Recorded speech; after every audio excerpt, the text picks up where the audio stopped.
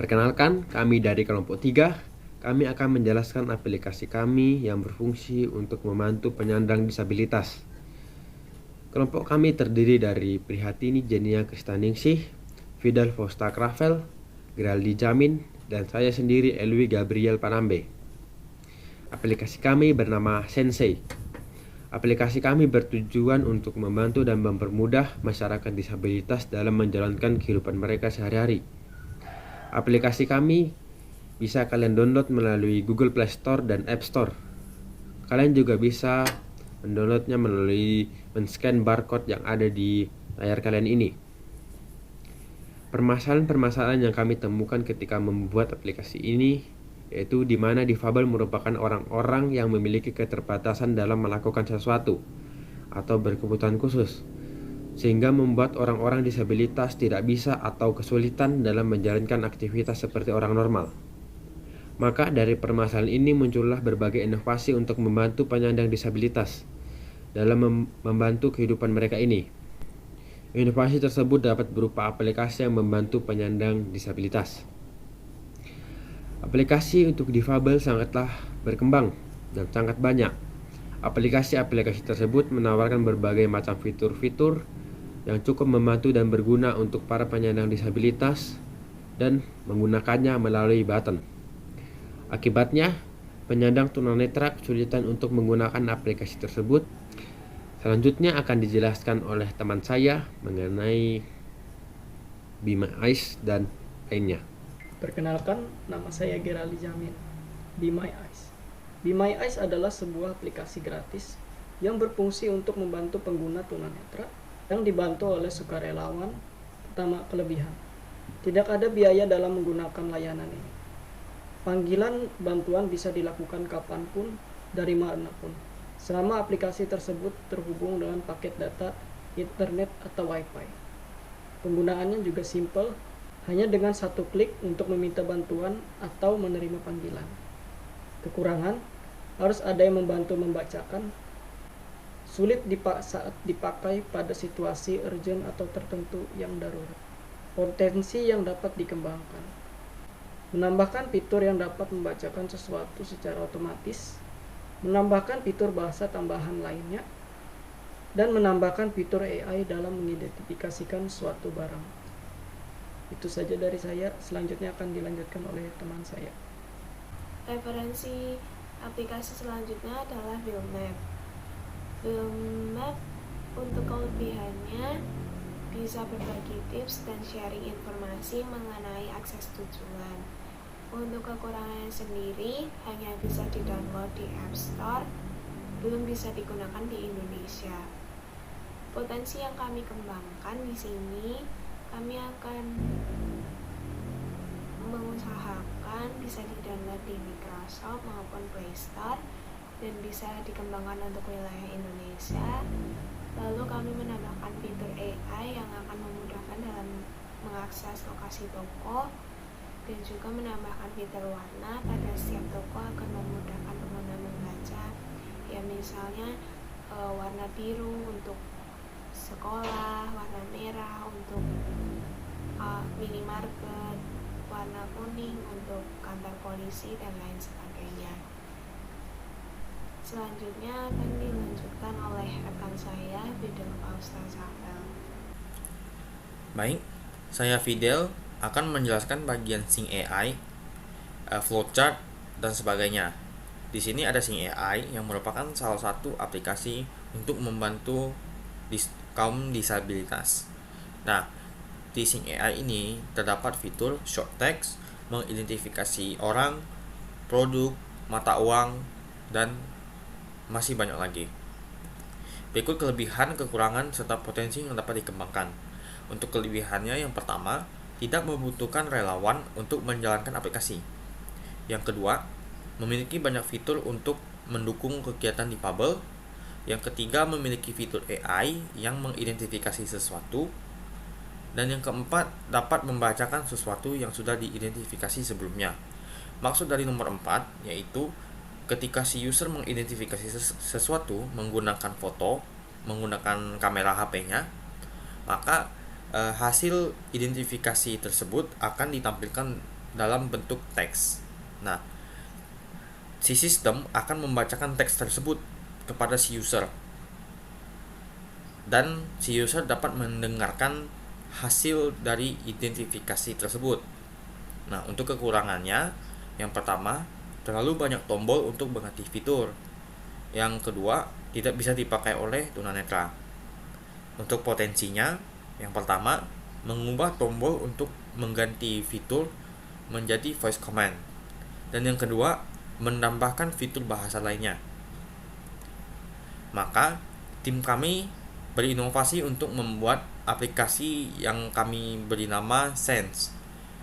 Aplikasi Sense ini memiliki fungsi yang pertama, membantu memberi rute yang aman bagi difabel. Kedua, membantu difabel dalam mengidentifikasi sesuatu. Yang ketiga, membantu difabel dalam membaca buku. Untuk data-data yang kami gunakan, kami tentu saja menggunakan Google Voice, Google Map, data buku-buku, data objek, dan data user untuk bagian akun pada aplikasi kami. Berikut flowchartnya. Pertama, si user akan dihadapkan pada login, yang mana akan diberi dua opsi, ya atau tidak. Nah, kita akan ke bagian yang tidak dulu. Yang ketika si user menjawab tidak, memilih opsi tidak, maka user akan diarahkan pada bagian registrasi jika ia tidak memiliki akun. Jika ia tidak memiliki akun, maka ia akan menjawab ya dan diarahkan menuju form pendaftaran akun, yang dimana data dari form yang telah diisi oleh user baru tersebut akan ditampung oleh database user kami, data app user kami, dan akan menghasilkan suatu password baru kepada user baru tersebut.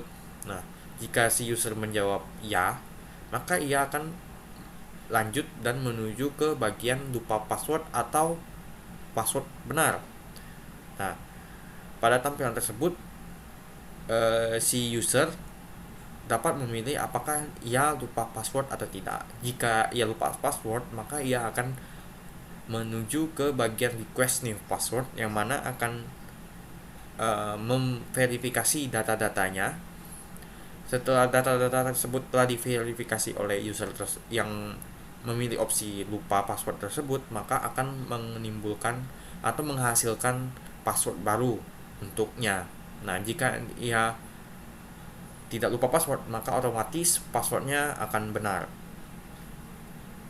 Setelah melalui rangkaian tersebut, maka si user akan diarahkan menuju bagian menu utama.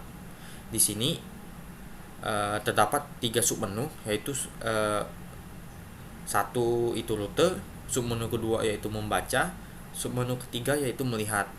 Nah, pada bagian menu utama ini terdapat tulisan silakan pilih menu di bawah. Nah, si user dapat menggunakan 2 cara untuk memilih submenu yang telah disediakan oleh aplikasi kami. Yang pertama itu melalui manual, dan yang kedua itu melalui voice command, yang mana si user tinggal menyebutkan ingin submenu nomor berapa. Nah, kalimat silahkan pilih menu di bawah dan kalimat 1 rute, 2 membaca, 3 melihat ini akan dibacakan oleh sistem, yang mana menggunakan Google Voice itu, sehingga hal ini cukup membantu untuk penyandang tunanetra.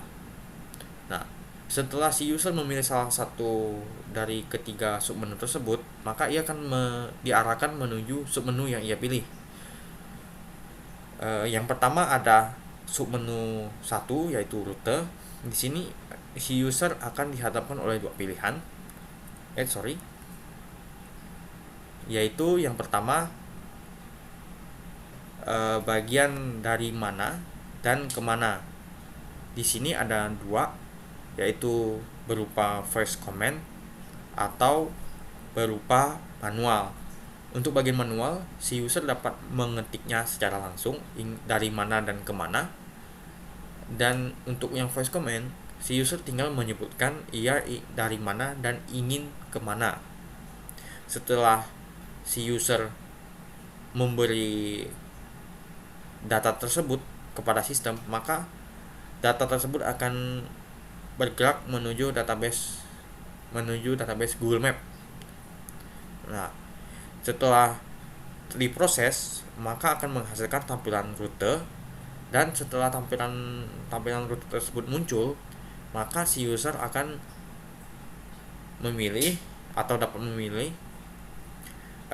ingin tampilan rutenya saja dan dibaca oleh dirinya sendiri saja, atau dibacakan oleh sistem yang via Google Voice itu. Nah, jika si user telah selesai memakai fitur rute tersebut, maka akan muncul tombol untuk exit dari submenu tersebut.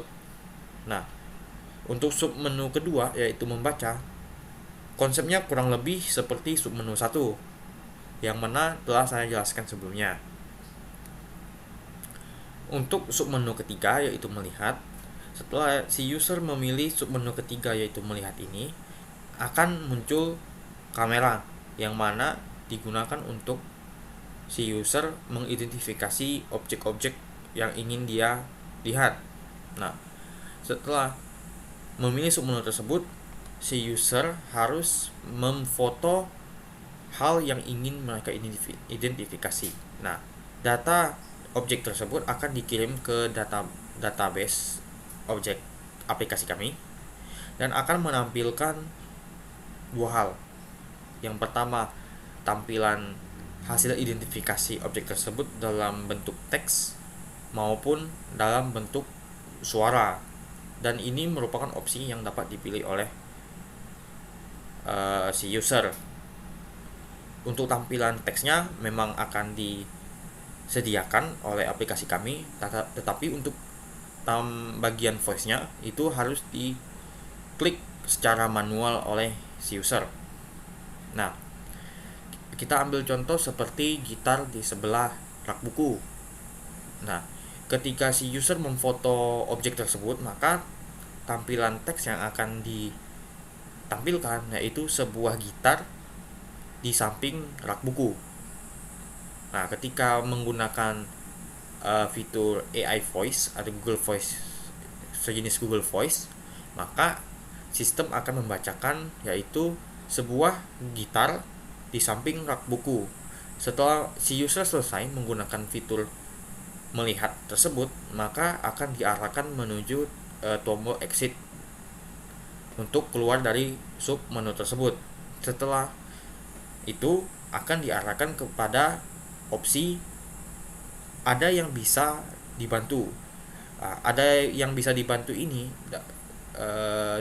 ada dalam bentuk teks dan ada dalam bentuk suara yang mana dibacakan oleh sistem. Jadi penyandang tunanetra ataupun tunarungu ataupun di para kaum disabilitas lainnya dapat menggunakannya dengan baik.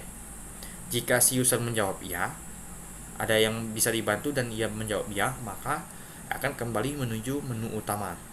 Jika tidak, maka aplikasi kami selesai. Ini desain mockup aplikasi kami yang mana terdapat tampilan ketika aplikasi kami dimulai, tampilan menu login, tampilan registration form, tampilan lupa password, tampilan menu utama kami yang mana terdapat 3 submenu yang telah saya jelaskan sebelumnya.